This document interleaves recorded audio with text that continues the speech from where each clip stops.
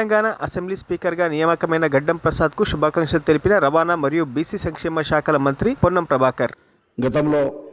విద్యార్థి సంఘ నాయకుడిగా పనిచేశారు. ముఖ్యంగా చేనేత వర్గానికి సంబంధించినటువంటి టెక్స్టైల్ శాఖ మంత్రిగా పనిచేశారు. ఇప్పుడు ఇంతకుముందు గౌరవ శాసనసభ్యులు చెప్తున్నట్టుగా ఆనాడు పార్లమెంట్ సభ్యుడిగా సిరిసిల్లకు ప్రాతినిధ్యం వహించినప్పుడు గౌరవ శాసనసభ్యులు కేటీఆర్ గారు, మీరు, మనం అందరం కూడా ఆనాడు కావూరు సాంబశివరావు గారు కూడా తీసుకొచ్చి ఆ సమస్యల పట్ల మీకు అవగాహన ఉంది. ఈరోజు కూడా ఒక బీసీ వెల్ఫేర్ మినిస్టర్గా సభలో మనందరి ఆకాంక్ష కూడా అట్టడు వర్గాలకు సంబంధించినటువంటి చేయూతనియాలి,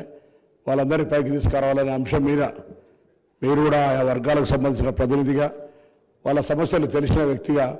తప్పకుండా సభ చర్చలో దానికి అత్యంత ప్రాధాన్యత ఇవ్వాలని, బలైన వర్గాలకు సంబంధించి కావచ్చు, దళితులు, గిరిజనులు, మైనార్టీలకు సంబంధించిన అంశాలు వచ్చినప్పుడు వాటిని కొద్దిగా సానుకూలతగా చూసి మన ప్రభుత్వం ఏ ప్రభుత్వం ఉన్నా వాటికి ఎక్కువగా న్యాయం జరిగే విధంగా మీ యొక్క సభా కార్యక్రమాలను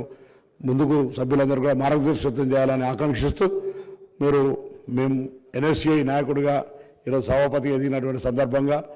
ఒక మాజీ ఎన్ఎస్సీఐ నాయకుడిగా మరొక్కసారి వ్యక్తిగతంగా కూడా హృదయపూర్వకంగా అభినందన తెలియజేస్తూ, శాసనసభాపతిగా అందరినీ కూడా మా అందరికీ రక్షకుడిగా శాసనసభ లోపల ఒక